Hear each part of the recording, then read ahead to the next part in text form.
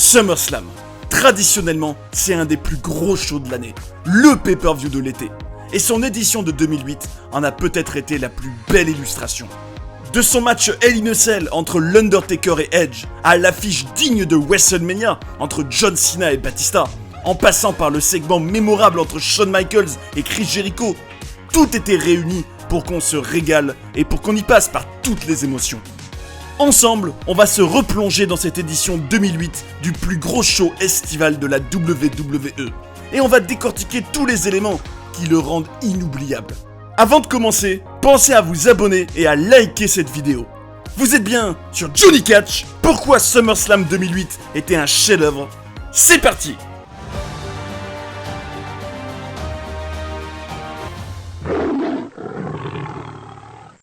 Les amis, je vais tout de suite vous dire une phrase très forte. Mais c'est vraiment ce que je pense au fond de moi, je suis complètement honnête. Ce SummerSlam 2008, c'est très probablement mon préféré de l'histoire. En tout cas, si c'est pas mon préféré absolu, il est clairement dans le top 3. Ça fait pas l'ombre d'un doute. Parce que tout simplement, il coche toutes les cases, j'ai envie de vous dire. On va bien sûr parler en détail de tout ça. Une carte alléchante, du star power de malade mental, des bons matchs avec des histoires et du spectacle, une identité très forte. Bon sang, qu'est-ce qu'on peut vouloir de plus d'un show? Tout naturellement, tout logiquement, ce SummerSlam 2008, c'est caviar. C'est même caviar plus. Et je vais vous dire pourquoi. Vous allez voir qu'il y a vraiment plein de raisons. Donc restez bien jusqu'au bout de la vidéo, vous le regretterez pas. Déjà, à mon humble avis, c'est impossible qu'un show soit réussi s'il n'a pas une identité. Et là vous allez me dire, Johnny, qu'est-ce que t'entends par identité? Et à ce moment-là je vous réponds, l'identité c'est quoi? C'est une âme. C'est quelque chose qui rend ce show complètement unique, qui ne ressemble à aucun autre. Par exemple, c'est ne pas recycler le même stage à chaque show et faire zéro effort pour créer un stage unique. Mais bon, ça c'est une autre histoire. En l'occurrence, par quoi ça se traduit une âme et une identité? Un stage unique comme j'ai dit, une charte graphique, un theme song, le tablier du ring, les cordes. En réalité, tout ce qui est visuel en fait. Tout ce qu'on voit et qu'on entend en étant devant ce show. Et sur ça, ce SummerSlam 2008, c'est 5 étoiles. Écoutez-moi ça les amis. Déjà, on a le poster avec la belle Maria sur un scooter des mers. Et le slogan « The biggest blockbuster of the summer ». À ce moment-là, on peut se dire, le blockbuster de l'été, ça rappelle le cinéma, ça rappelle Hollywood. On fait les choses en grand. C'est le spectacle, le divertissement, c'est des stars. Enfin bref. C'est le catch comme on l'aime, ni plus ni moins. Et cette identité très cinéma, ce côté blockbuster de l'été, on le retrouve sur le superbe stage de ce show. Je vous le dis, je donne mon cœur à ce stage, qui est de toute beauté. Et vous, qu'est-ce que vous en pensez? Ce concept de recréer ce qui ressemble à l'entrée d'un cinéma, avec ses panneaux blancs avec des lettres noires et des petites lumières autour, avec à chaque fois le match en question qui est écrit dessus et qui reste tout le long du match. Qu'est-ce que c'est travaillé? Qu'est-ce que c'est soigné? Je trouve ça tout simplement magnifique et super classe. Bien évidemment, il y a une cohérence avec le slogan et cette identité très cinéma, on la palpe. C'est une réalité. Qui peut s'asseoir à ma table et me dire « C'est un stage fainéant, il a pas d'identité ». Personne. Par contre, et vous allez me dire que c'est plus Johnny Catch mais Johnny Clash. Et quand je vois un stage pareil, aussi soigné et ambitieux, les stages actuels font pas le figure à côté. Excusez-moi de vous déranger, mais c'est mon avis. À l'époque, clairement, ils y mettaient du cœur. Et je dis, chapeau. Autre élément que j'adore de ce show, accrochez-vous, le theme song rock et qui va tellement bien à SummerSlam et à tout ce charme de 2008, Ready to Roll, du groupe Jet Blackster. Si vous n'êtes pas familiarisé avec cette musique, je vous la recommande vivement. Parce qu'on y ressent vraiment une énergie, une innocence. Puis, j'ai pas peur de vous le dire les amis. Pour moi, le catch, c'est le rock. Bien sûr, ça peut être du rock plus ou moins léger, plus ou moins tataneur. Mais les deux univers vont tellement bien ensemble, nom d'un chien. Et enfin, niveau identité, gros coup de cœur aussi pour le ring. Des belles cordes bleues avec un tablier noir et le logo de SummerSlam. Et là, je vous dis, identité, bah voilà! Les couleurs bleu et vert qu'on retrouve de différentes manières. Cohérence! Voilà un travail de qualité supérieure pour créer un vrai habillage singulier. Et je trouve aussi que le bleu et le vert sont des couleurs qui vont bien avec l'été. Et donc, qui vont comme un gant à SummerSlam. Et en voyant ça, je bois mon petit lait en tant que grand fan de tout ce qui est production. En tout cas, vous l'aurez compris, je suis fan de toute cette identité. Et dites-moi dans les commentaires si vous êtes du même avis, ou si vous trouvez que je suis peut-être un peu trop dithyrambique, un peu trop idyllique. Mais je vous défie sincèrement de faire la comparaison d'un point de vue visuel avec SummerSlam 2023 par exemple, et d'évaluer le degré de travail dans la production de chacun de ces deux shows, et je serais bien curieux de vos retours. Le fait est qu'après une superbe intro, comme toutes les promos de cette époque, on peut passer à ce qui est l'énorme qualité de ce show selon moi. Sa carte et ses excellents matchs. Le meilleur est à venir les amis, tenez-vous bien. En opener, figurez-vous qu'on avait un excellent Jeff Hardy contre MVP. Typiquement une affiche idéale pour commencer un show, un peu comme une bonne entrée dans un repas. Forcément, qui dit Jeff Hardy dit prise aérienne, Swanton Bomb, Whisper in the Wind, toute la panoplie et un catch spectaculaire. Et je tiens à souligner qu'il était un des très rares à le faire à cette époque. C'était vraiment son style à lui, qui collait à son personnage d'artiste, extrême, fou. Il y avait un vrai sens avec aussi son côté tête brûlée, même dans sa vie personnelle. Vu qu'il était un des rares à faire ça, et qu'en plus c'était pas gratuit, mais que ça collait à son personnage, ses spots et son côté acrobatique avaient de la valeur, avaient un sens. C'était pas des pirouettes permanentes qui racontent rien. Au contraire. Et puis il avait tout simplement un charisme, une personnalité, ce qui est plus important que tout le reste dans le catch selon moi. J'en profite pour dire que la storyline entre MVP et Jeff était justement profonde et passionnante. Il disait à Jeff qu'il prenait trop de risques dans sa vie et que ça lui coûtait. Et il faut savoir qu'à cette période, la maison de Jeff avait brûlé et son chien était décédé. Qu'il avait raté toutes les opportunités qu'on lui avait données et qu'il serait jamais champion à cause de son côté irresponsable. Pouvez-vous seulement imaginer la profondeur de ce match ? Parce que justement, à un moment, Shelton Benjamin va venir distraire Jeff, qui lui saute dessus de la troisième corde, mais il finira par perdre le match. Et il y a un message derrière. Encore une fois, sa prise de risque lui coûte. Quelle symbolique! Qu'est-ce que c'est intéressant niveau storytelling! Et ça l'est encore plus quand on sait qu'en 2008, Jeff avait été suspendu en étant retombé dans ses travers, qu'il était à la poursuite de son premier titre de champion WWE après avoir perdu contre Randy Orton en début d'année. 2008, c'était vraiment l'épopée de Jeff Hardy pour réaliser son plus grand rêve à travers tous les obstacles. Et qu'est-ce que c'était génial! Est-ce que vous aussi, vous étiez fan du charismatique Enigma en 2008? Ensuite, on a eu du plus léger, mais tout aussi divertissant, avec un match original. Écoutez-moi ça. L'équipe de Glamarella, à savoir Santino Marella et Beth Phoenix, contre Kofi Kingston et Mickie James, avec comme enjeu le titre intercontinental et le titre féminin. Et c'est winner takes all, donc le duo qui gagnait avait les deux titres. Typiquement, un exemple de la créativité qu'on pouvait avoir en 2008 à la WWE. Et puis, qu'est-ce qu'il est drôle Santino. Quel catcheur est plus drôle que lui, sincèrement? Personnellement, quand il fait son geste de l'index, ou quand il est sur les épaules de Beth Phoenix, il m'explose de rire. Qu'est-ce qu'il est excellent dans son jeu d'acteur. Surtout qu'il était tout heureux d'avoir gagné à la fin. Alors bien sûr, c'est un match secondaire, mais justement, grâce à Santino et grâce à cette stipulation peu commune, on passe quand même un bon moment devant. Et puis, dans un show, vous pensez pas qu'il faut avoir des parenthèses comme ça, plus légères? Surtout que du très lourd arrivait juste derrière, bougez pas. On a eu un segment en plein SummerSlam, et pas n'importe lequel. La grosse annonce que Shawn Michaels, le Heartbreak Kid, devait faire sur son avenir. Il faut faire remarquer que pas longtemps avant, il avait été blessé à l'œil par Chris Jericho dans une rivalité personnelle et violente. Et après tout un suspense de plusieurs semaines, il allait faire une annonce déterminante pour la suite de sa carrière. À ce moment-là, il était venu en étant bien habillé. De toute façon, HBK, c'est la classe à l'état pur. Et sa femme l'accompagnait. C'était une scène émouvante, et on comprenait qu'il faisait ses adieux. Mais là, coup de tonnerre. Chris Jericho débarque. Et là, je dois dire que c'est sûrement ma version de Jericho préférée à titre personnel.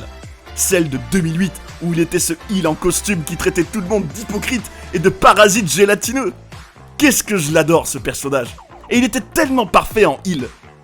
Il va exiger de Shawn Michaels qu'il dise à sa femme et à ses enfants que c'est Chris Jericho qui l'a mis à la retraite. Ce qui va mener à une confrontation entre les deux.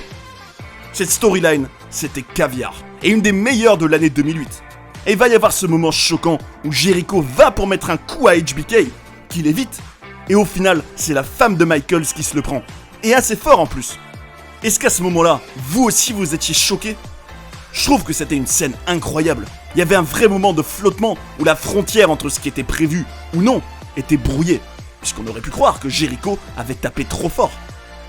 Le fait est que c'était un segment profond et marquant, à l'image de cette rivalité légendaire où il y avait un gros clash entre d'un côté HBK qui disait en gros à Jericho qu'il ne sera jamais Shawn Michaels, et de l'autre Jericho qui lui disait qu'il était un hypocrite mais qu'on lui pardonnait tout parce que c'est Shawn Michaels justement.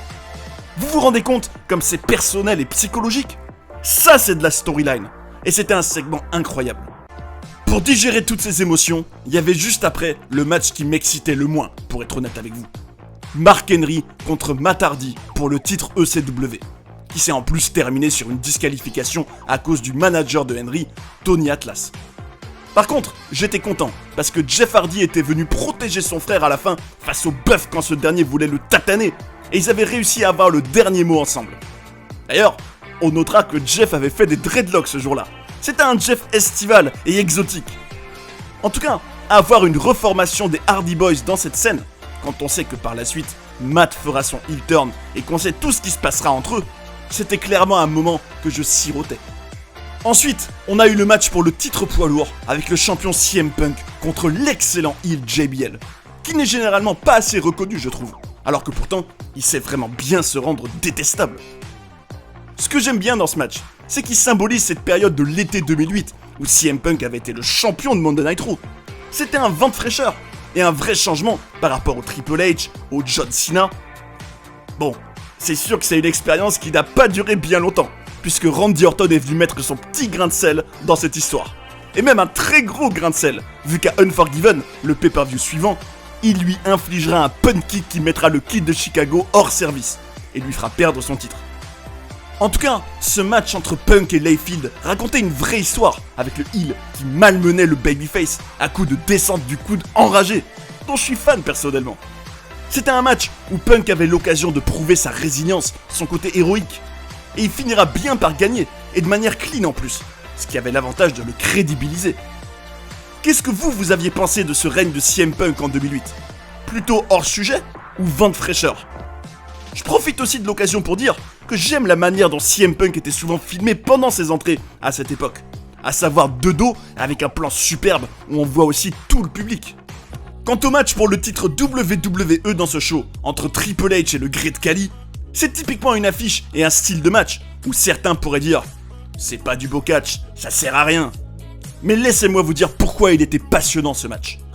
D'un côté, vous aviez le Cerebral Assassin, Triple H, une légende, hyper fort, champion depuis le mois d'avril à ce moment-là.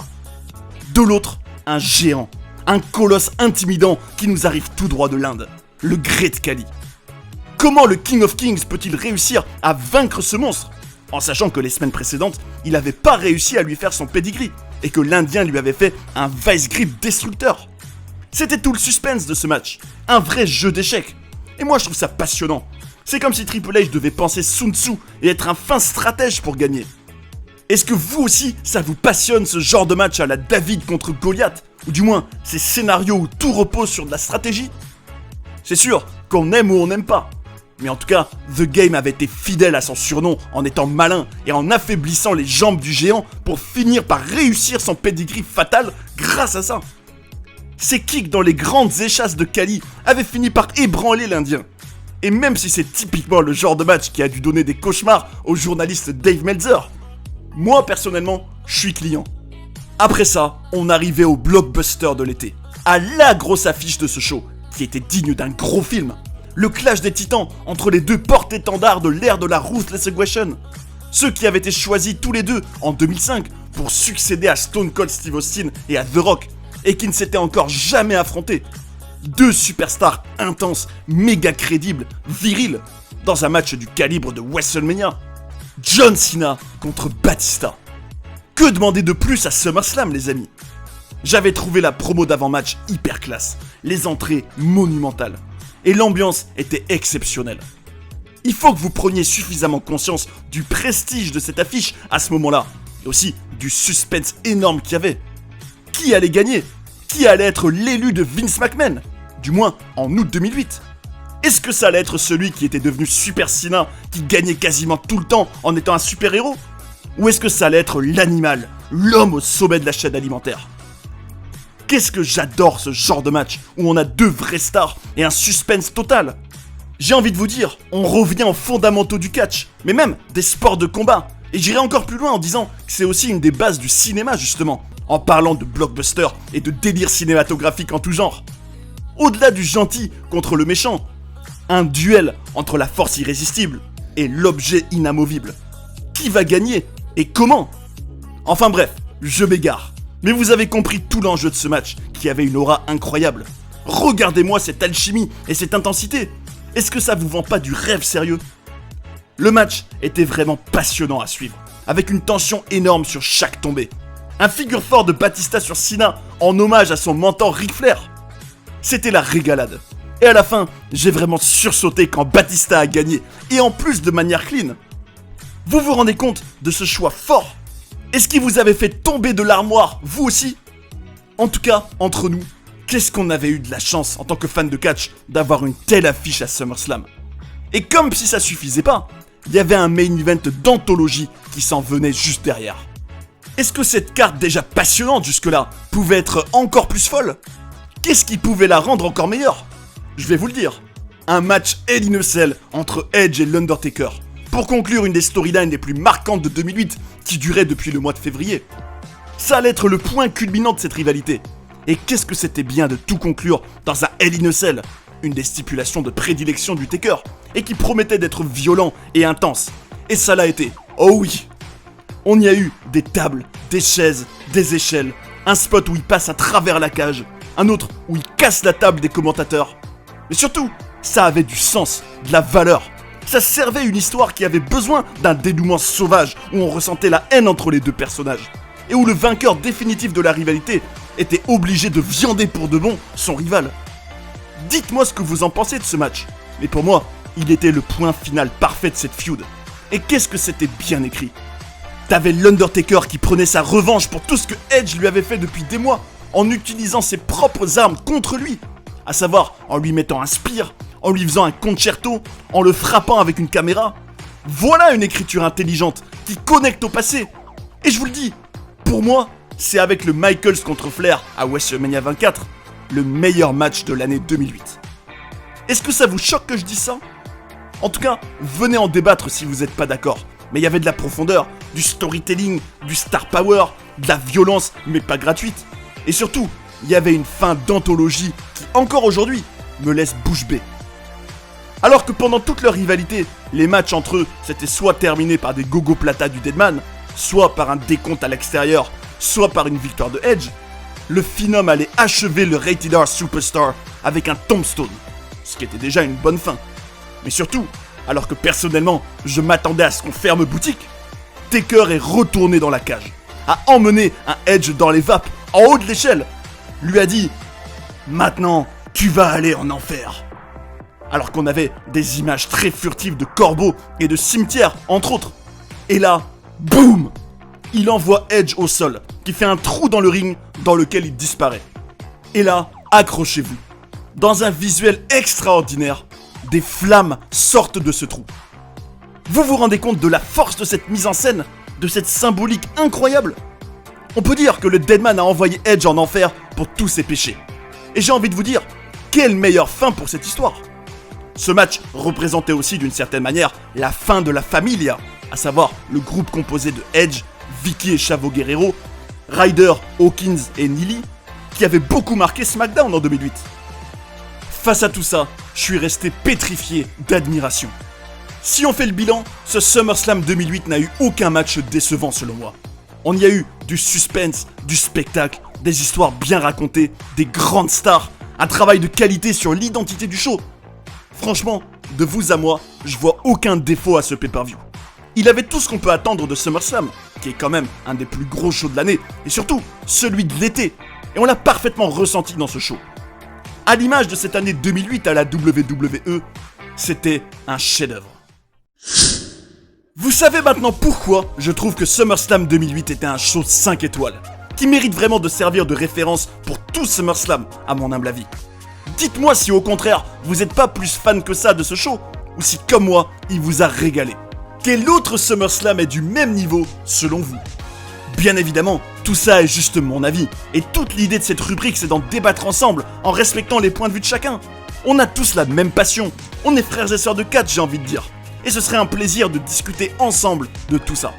Rejoignez la grande famille Johnny Catch en vous abonnant, partagez la chaîne à tous vos amis fans de catch, et détruisez-moi cette barre de like avec un bon gros spear. Boum! Prenez soin des vôtres, et à bientôt sur Johnny Catch.